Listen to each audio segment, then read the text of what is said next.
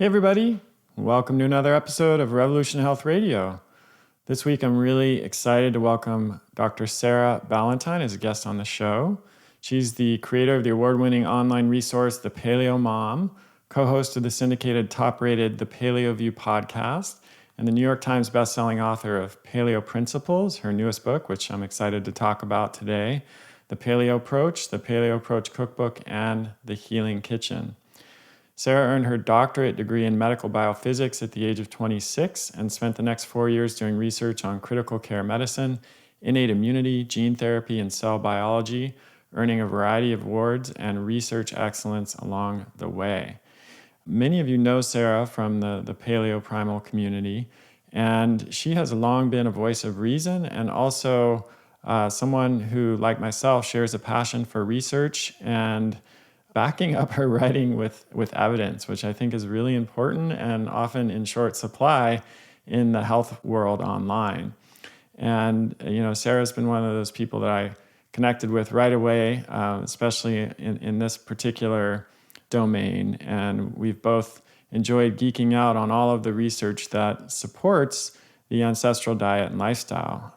One of the things we're going to be talking about today is how much research there is that supports these diet and lifestyle choices that we make. You might be surprised to find that there's much, much more than the mainstream media and critics let on. And in fact, that's really the subject of Sarah's latest book, Paleo Principles. It's essentially a research Bible looking at all of the peer-reviewed research from a biochemical perspective that supports the ancestral diet and lifestyle. So Sarah is very passionate about this subject. She's extremely knowledgeable, and I'm really looking forward to diving into this podcast with her. So I hope you enjoy it as much as I did. Let's jump in. Hey everybody, Chris Kresser here. Anyone who's tried to keep a New Year's resolution for longer than a week knows how hard it can be to make a change that sticks. Now, imagine if your life depended on that change, or the life of someone you love. Fact is, lifestyle and behavior changes determine whether we succumb to chronic illness or cut it off at the pass. And yet, that doesn't make change any easier. The answer to better health isn't just more doctors trained in functional medicine, it's also more health coaches. Why? Because a skilled coach doesn't just have more information at her fingertips. She knows what questions to ask, how to link behavior to your goals, and most importantly, how to help you tap your own motivation so that you can make lasting change. This skill can help reinvent healthcare. It could also be your next career. There has never been a better time to consider a career in health coaching. The field of health coaching is growing by leaps and bounds. There's so much demand for this kind of support, which practitioners aren't always in a position to offer. And it can look lots of different ways too, whether you're interested in working on your own as a solo business or in collaboration with and in-house at a range of healthcare facilities. In a few months, I'll be opening enrollment for my new Adapt Health Coach training program, which is designed to help you tap your talents and sharpen your skills as a health coach so that you can be part of the reinvention of healthcare in this country. If you're interested in learning more, don't miss my free webinar called Health Coaching 101, How to Set Yourself Up for Success, where I'll share insights on why health coaches are critical, what a health coach does and doesn't do, how to know if this career is a fit for you, the critical skills every health coach needs, how to make a living as a coach, and what new opportunities exist for health coaches. Plus, I'll tell you a little more about the upcoming Adapt Health Coach training program so you can keep an eye out for it later this spring. The webinar will happen live on January 17th at 4 p.m. Pacific Time. But don't worry if that time has already passed because you can listen to the recording. Go to chriskresser.com/healthcoachwebinar to register for the webinar or access the recording. Okay, now on to the podcast. Sarah Ballantyne, thanks so much for joining us. Happy to have you here. Thanks so much for having me. So, I want to talk a little bit about paleo is not evidence-based. We hear this all the time, right? We hear it in the media, it's January 2018, so I don't know if this has already happened, but it's going to happen soon where the U.S. We're going to get ranked at the bottom of That's right. Yeah, U.S. every News year. Report will come out with their diet, and Mediterranean and DASH low salt, diet will be at the top of the list, and paleo and probably keto will be now at the bottom of the list. You have to get used to eating a hamburger without the bun, and that's just too big of an ask for Right, people, right? right, I believe that absolutely. was literally in the write-up last year, and I cannot tell you how many times I rolled my Yeah. eyes. Yeah, and it's really interesting, like so-called science journalists, I'm doing air quotes now, don't even bother to spend 1 second looking in the scientific literature to determine if there is actually any support for paleo type of diet. Now, fortunately, we have people who have done that, such as yourself. And your new book, Paleo Principles, is a really deep dive into the science that supports a nutrient-dense paleo type of diet. Of course, both of us have written a lot about this over time, but was that your motivation for doing this book? Tell Was me a little more about that. 100%. So I pitched this book to my publisher, and you've seen it. So like, I wasn't just pitching. I wanted to write the heaviest paleo book. That wasn't what I actually set out That to do. wasn't a I said, cookbook. I didn't go, hey, publisher, I would like to write the heaviest. What I said is I wanted to write the book that brings scientific validity to the entire paleo movement, which is sort of an ambitious statement. But I was so frustrated reading these various critiques of paleo, some of which have such a distorted understanding of the main tenets of paleo to begin with. So they're criticizing a diet that doesn't even resemble how most of us eat. So that's sort of frustrating in a different way. But then reading over and over again these articles that equate paleo to zero carbohydrate diets, all meat diets, ketogenic diets, and it's not the same thing. And there's some overlap in the approaches, and you can combine approaches, but paleo by itself is not those things.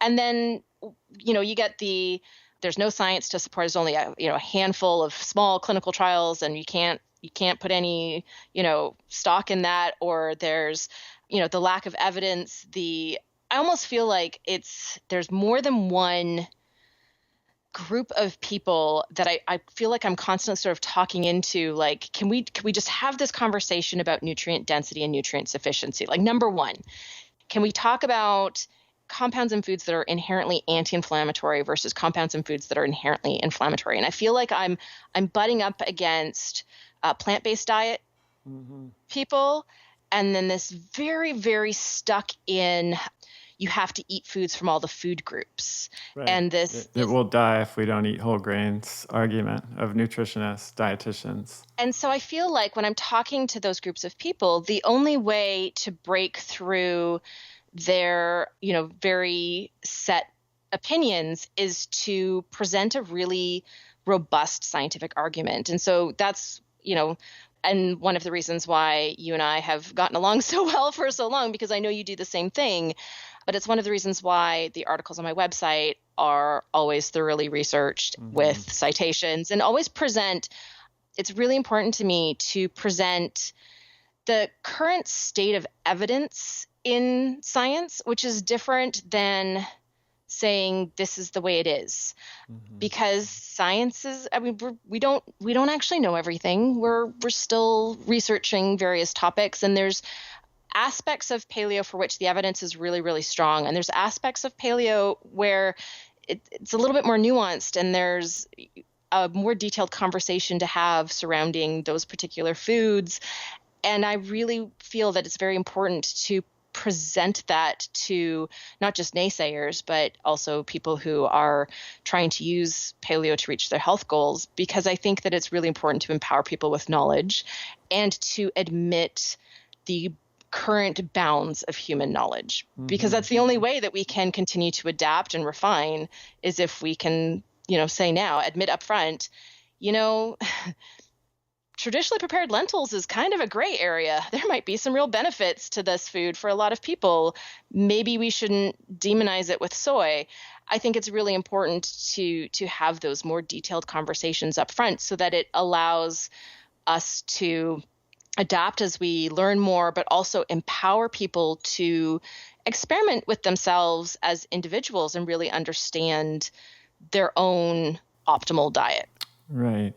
So agree 100%. And there's so many things came to mind there. I was jotting a couple of them down because there's so many directions we could go.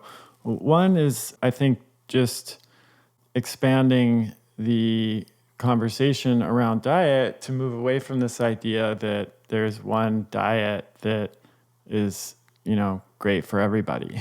And I think legumes is a perfect example of that, because certainly, I know from my work that for some people, legumes are a really bad idea and are going to cause a lot of problems. And, people that come to mind there are people with GI issues, FODMAP intolerance, autoimmune issues in some cases. Whereas for other people, lentils and particularly the fermentable fiber that they contain might be really perfectly fine in the context of an overall nutrient-dense diet. And so I feel like that's something that is changing but needs to continue to change, because if you look at even the concept of having the top diet, a list of top diets, that the U.S. News and World Reports publishes, implies that we can just find one diet that's going to be best for everybody. Well, and that's one of the reasons why I try very much in all of my writing, and I tried very much in Paleo Principles, was to get away from trying to distill the paleo diet or any other variation of the paleo diet into a set of rules. And I really feel like that's one of the things that all of these other diets do, right? They give you your eat this, don't eat this rules, measure this, count this, whatever it is. And I feel like that sets us up for two problems. One is that many human beings are sort of inherently rule breakers rather than rule followers.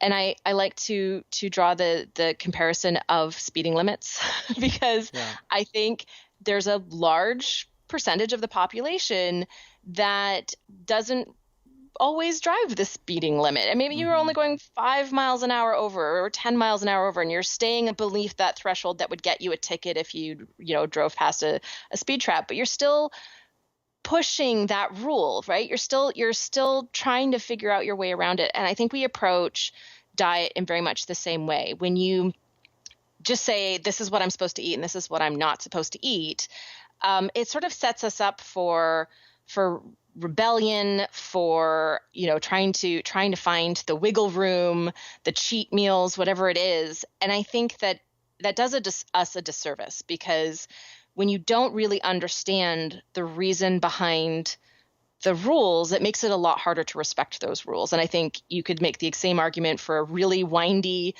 road with a low speed limit, and you say, well, look, these corners are so tight that if you take it beyond the speed limit, you can go over the edge of the cliff. And all of a sudden, people are driving the speed limit on that road.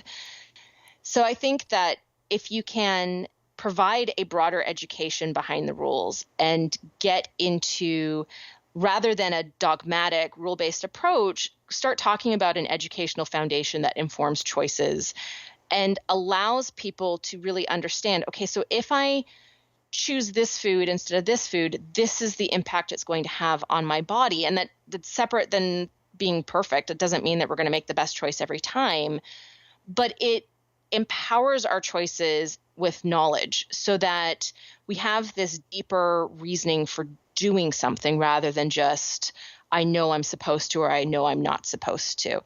And I think that really is key to being able to affect a change in the chronic illness landscape right now, because I think so many of us, if you don't really understand, why pizza and ice cream are not supporting your health, but they taste really good. You're not supposed to eat 3 meals of pizza and ice cream a day, but why not? Because, hey, if you don't really understand what that's doing to your body, I think it's a lot easier to make the easy, tasty choice as opposed to when you do understand what's going on. Sure.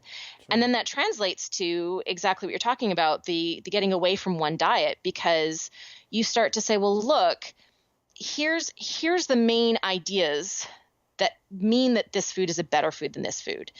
It's nutrient density versus presence of compounds that might undermine your health in some way. And the thing is not all foods are black and white. There's these awesome foods that have tons of nutrients and nothing problematic in them. And then there's foods that have almost no inherent nutritional value and tons of problematic compounds, but most foods fall somewhere in the spectrum in between. So where do you draw the line? And if you have this detailed understanding of what's in that food that is going to hurt you or harm you, then you can figure out where the line is for yourself. And then you can experiment on yourself and figure out, well, are the, saponins and agglutinins that are not completely deactivated by soaking and cooking and lentils, is that enough to be too much of a problem for me personally with my health history and with my particular health challenges and health goals, compared to the, incredible fiber density of lentils and, also the mineral density of lentils? Am I, if I put this on a scale of pros and cons, that scale has to be informed by my personal health, everything. So then I'm going to be able to decide, does this make it into my diet or not? Because I really understand I understand the decision in this detailed way. And it's one of the reasons why I've tried to really steer clear of even defining paleo as we eat all these things and not these things. Right. I mean, that is part of what we're struggling against as practitioners. Is we live in a culture where that kind of awareness of how things we put into our body impact us is not cultivated or encouraged, and in some ways is discouraged. So many people they're not taught that, or how they're not helped to develop that as a kid, and then when they're adults, that software has not really been installed, and so sometimes I've found that even just if I say something like, just pay attention to how that affects you, and sometimes they get a blank stare, or like, what do you mean? And then I have to actually spell it out. Like, okay, so you're looking for any new symptoms, you're looking for an exacerbation of your current symptoms, you're looking for, uncomfortable sensations in your body. It all sounds, pretty elementary, but so many of us have not been supported in developing that kind of awareness. So I think that's one obstacle, and one reason why people just want to be told what to eat and not to eat. The other thing is it's much easier in some ways to just follow a prescription than it is to pay attention and determine what's happening based on what you're eating. And that's not always easy too. You and I both know, like if you eat something for breakfast and then you feel worse after lunch, was it because of what you ate for lunch or what you ate for breakfast? Or what you ate 4 days ago. Exactly. Right. So, the food journals and stuff can be helpful, but it's not just that most of us haven't been supported to develop this awareness. It's that it's actually quite hard to do. So I think those are some of the obstacles. There's so much signal interference from refined and manufactured foods as well, which I think makes I come from a history of morbid obesity and binge eating disorder. So I'm very familiar with the complete ineffectual aspect of like listening to your body. Like my body says to eat all this ice cream. I don't understand what your body says. What are you talking about? This is what my body says. Yeah. And so, part of my personal health journey has been in part getting better in tuned with what my body is actually telling me, but it's also been detoxing from those foods that were clouding out the signals from my body. And then in some ways, letting my brain sort of override some of those signals, right? So I still, even 6.5 years into paleo, from binge eating disorder is a mental health problem, and so I will still sometimes have compulsion to eat type sensations, and I have to think my way through it. It's not strong, like it's something that in the olden days I wouldn't have been able to resist, right? When that compulsion to eat would come, that would be a main driver of my behavior. And now it's something that I can acknowledge and find a healthy something to satisfy that compulsion that's not going to derail me. But it's still something that will hit me from time to time, and I have to use my brain to go, no, I'm not actually hungry right now. Like I know I feel like eating, but it's not like this is the brain part, not the rest of my body talking. And that's been a really hard part of my personal health journey, because it's required so much consistency in order to get to a place where I have a better relationship with food and a better understanding of my body's signals, and what signals are real and which ones can just sort of easily be ignored. Yes. This is a subject probably for a whole nother podcast. So I'm going to pause here, and I want to actually move back a little bit to research, given that that's has been such a big focus for both of us. When I was writing my book, my most recent book, Unconventional Medicine, and I was talking about functional medicine, one of the biggest critiques of functional medicine, just like paleo, is that it's not evidence-based, or there's no research for it. Again, I'm rolling my eyes. Yeah, again, I roll, of course. But one of the reasons for that is if you go to PubMed and you search, which is for people who are not familiar, it's a database of studies that have been published. And if you type functional medicine into PubMed, you get nothing. You're not going to see a list of papers all supporting functional medicine. Does that mean that there's no research on functional medicine? Absolutely not. Functional medicine is a paradigm. It's a framework. It's a way of looking at things. And so if you use an example like irritable bowel syndrome, a functional medicine approach to irritable bowel syndrome involves looking at the underlying causes like SIBO or parasites or, disrupted gut microbiome or gut-brain axis dysfunction, things like that, instead of just looking at like how effective are using drugs to suppress the symptoms. So if we want to go into PubMed and search for functional medicine evidence for irritable bowel syndrome, you look for a connection between SIBO and IBS. You look for a connection between disrupted gut microbiome and IBS. You look for a connection between nutrient deficiencies and IBS. And every one of those studies that you find, which you will find many of, support functional medicine, but none of them are going to have the term functional medicine in them. Well, and much of the research that I draw on to support the paleo diet, it's a very analogous situation, because it's not, these are, randomized, controlled, crossover, triple-blinded clinical trials with, 10,000 participants of these people go grain-free and these don't. I mean, you just can't do that in a blinded fashion, period.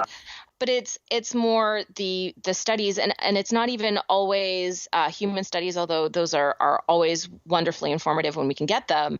But it might be a cell culture model study that looks at gliadin fragments that we know are predictably formed in our digestive tract, because the gliadin fraction of gluten is not very compatible with our digestive enzymes. So it's broken apart in very predictable locations, and it creates these very predictable peptides of gliadin that have biological activity in everybody. And so it's a study that looks at some type of epithelial cell in a, cell culture system, puts gliadin on the surface of that cell, and then measures how much gets to the other side, and then maybe does some really cool imaging looking at tight junction formation. And then you can say, oh, wow, look at this amazing study that showed that this particular gliadin peptide actually signals through calcium mobilization inside the cell and unraveling of the tight junction, which increases the permeability of this epithelial cell layer in a cell culture system. And you still need to take that mechanistic information and go, okay, so in a live digestive tract, is the same magnitude of an effect seen compared to a monolayer of epithelial cells in a cell culture system? But that type of mechanistic data is what supports animal studies, which is then what supports human studies. And you can draw a really amazingly detailed and complete picture, drawing on tens of thousands of studies that each look at these little tiny pieces of the problem. And then when you put that all together and you say, well, look, like I take this completely contemporary biology approach to paleo. So I think evolutionary biology is fascinating, but all of my arguments for what to eat and what not to eat come from really understanding the impact at the cellular and molecular level of compounds in foods.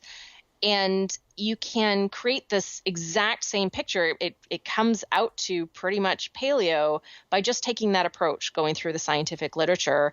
And then it's supported with this now quite, impressive growing collection of clinical trials where they take people and put them on a paleo diet and measure improvements in various markers of health over time.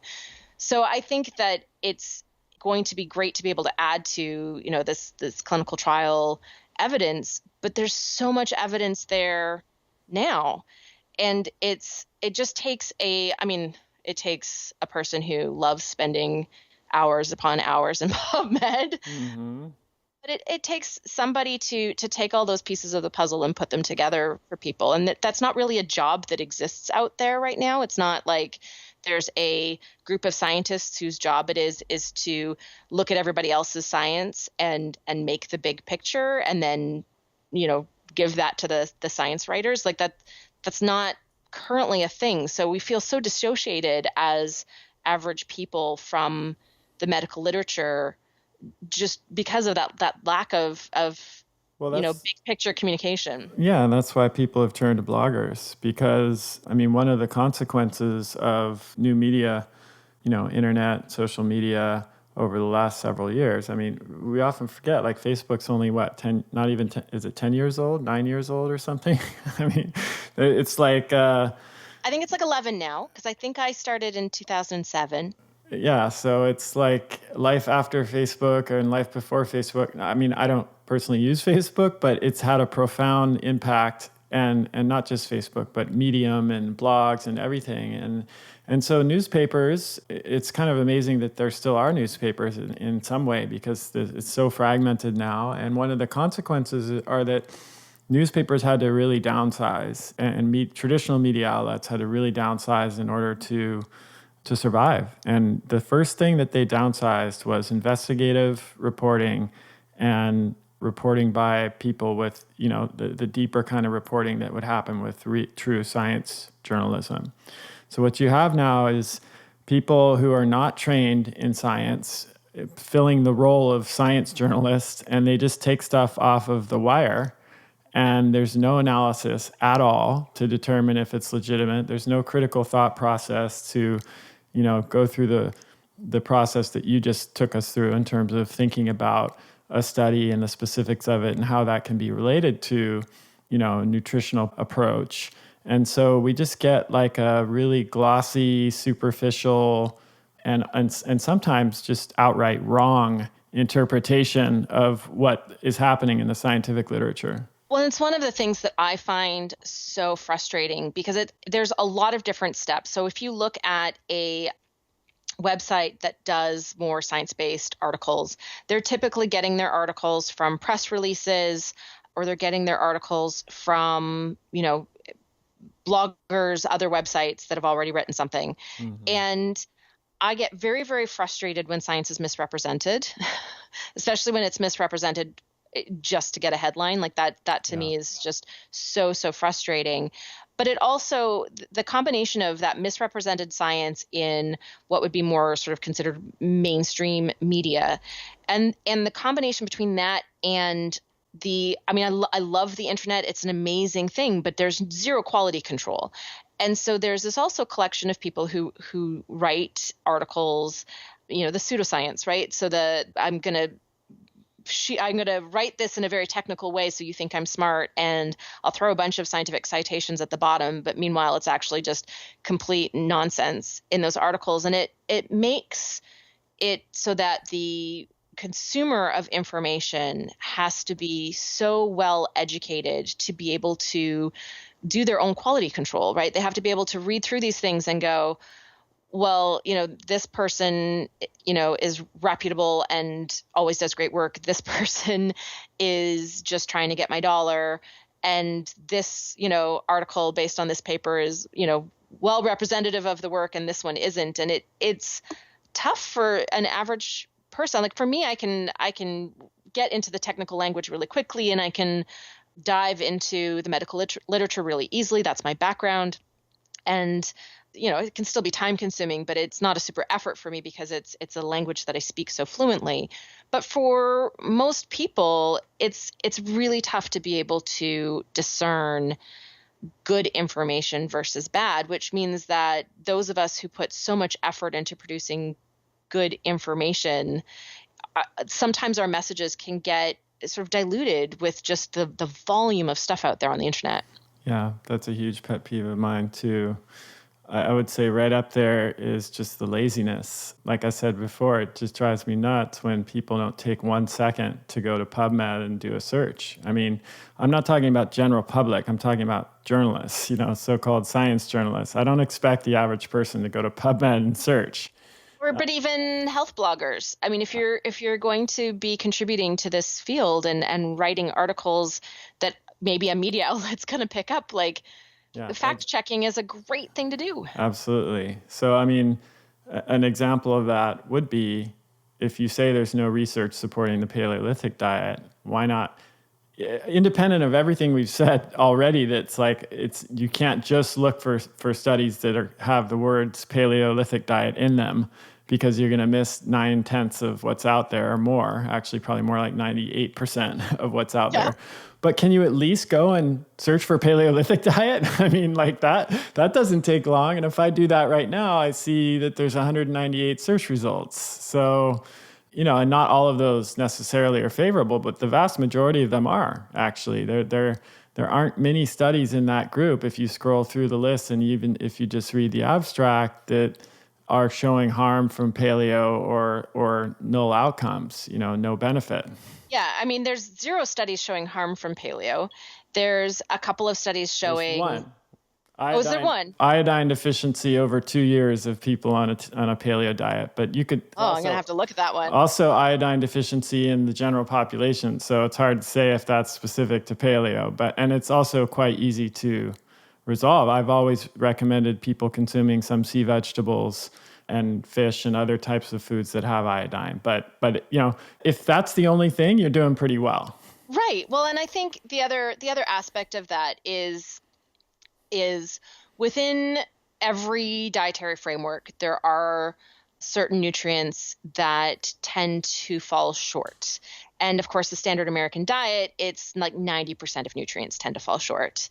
And paleo basically outperforms every other diet in terms of nutrient sufficiency. But there are still a handful of nutrients that if you're following a standard paleo diet of just sort of like meat and vegetables and some coconut oil, you have a higher likelihood of missing out. And it's not just iodine, right? We can fall short on calcium. We can fall short on biotin. We can fall short on magnesium. Like there's a collection of nutrients. And as soon as you combine paleo with, what I call sort of like a nutrient density focus. So incorporating more seafood and sea vegetables, eating up very high vegetable content. So I recommend like 8 servings or more a day of vegetables as part of that's how I define the paleo diet, is that it's a vegetable rich diet, incorporating some organ meat. Like as soon as you start to think about these sort of nutrient powerhouse foods as the basis even of the paleo diet, and sort of rounding out with the filler foods like fruit, right? Round out with those things, then you very, very quickly sort of nullify any potential arguments against paleo for not supplying sufficient nutrients. Meanwhile, even if you don't have that amazing focus on nutrient dense foods, you still outperform every other dietary framework in terms of nutrient sufficiency. And anti-inflammatory effects, and just avoiding most of the foods that we know are responsible for the chronic disease epidemic. Really, it's so much about what's not there too. When we look at traditional paleo diets, I know you're not necessarily covering this, the evolutionary perspective in the book, but what's so notable about it to me is, there were a lot of differences, depending on geography and what food availability and things like that. But there were common threads in all of those cases of, what they weren't eating. And I think that makes a big difference too.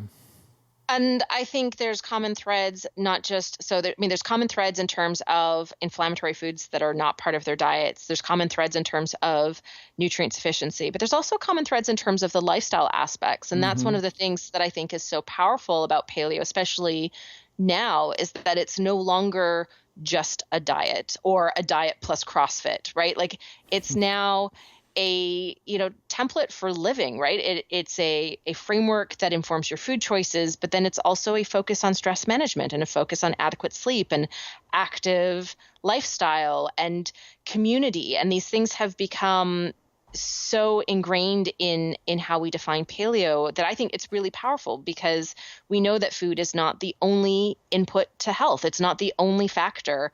And so if we can combine these other like really important aspects of, healthy lifestyle, I think we've got an even more sort of powerful argument that's an evidence-based argument in favor of this approach.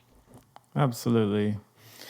So I want to thank you personally for doing this book. It's a much needed resource, and I'm just going to, if anyone ever says there's no science to support this approach, I'm just going to send them a link. That will be my sole comment. I'm just saying, okay, read this. Then if you want to have a conversation, we can have a conversation. But until you have educated yourself and you're speaking from a place of knowledge and understanding, then it's not even worth going there. Oh, thanks. So the book is Paleo Principles by Sarah Ballantyne. It's on Amazon, all 5-star reviews, which doesn't surprise me at all. And yeah, what are you working on next? I know you've always got something cooking. Yeah, I do. So I'm actually working on another book. No way. I know I am.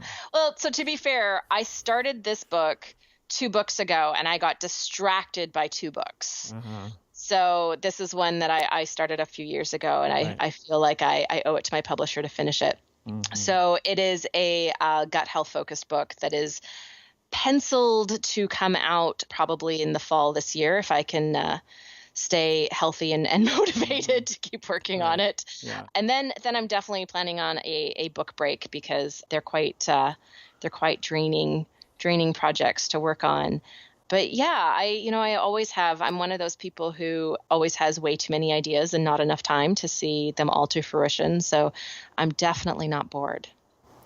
Yeah, I wouldn't expect you to be at this point. Well, thanks for coming on, Sarah. It's always a pleasure to talk to you. And everybody go get yourself a copy of Paleo Principles. It's an amazing resource. If we were doing video, you could see it on my bookshelf here behind me. Very few books earn a place on that shelf because there's a limited amount of space, and I want to make sure that what's there is pulling its weight in terms of its reference value. So, thank you again. It's great to have quick, easy reference. I mean, I've got many of those studies somewhere in my files, but I want to thank you for putting those all together in one place. It's such a valuable service to the community. Thank you, Chris. That means a lot to me. Okay, everybody. Thanks for listening. Send in your questions at chriskresser.com/podcast question, and we'll talk to you next time. That's the end of this episode of Revolution Health Radio. If you appreciate the show and want to help me create a healthier and happier world, please head over to iTunes and leave us a review. They really do make a difference. If you'd like to ask a question for me to answer on a future episode, you can do that at chriskresser.com/podcast question. You can also leave a suggestion for someone you'd like me to interview there. If you're on social media, you can follow me at twitter.com/chriskresser or facebook.com/chriskresserlac. I post a lot of articles and research that I do throughout the week there that never makes it to the blog or podcast, so it's a great way to stay abreast of the latest developments. Thanks so much for listening. Talk to you next time.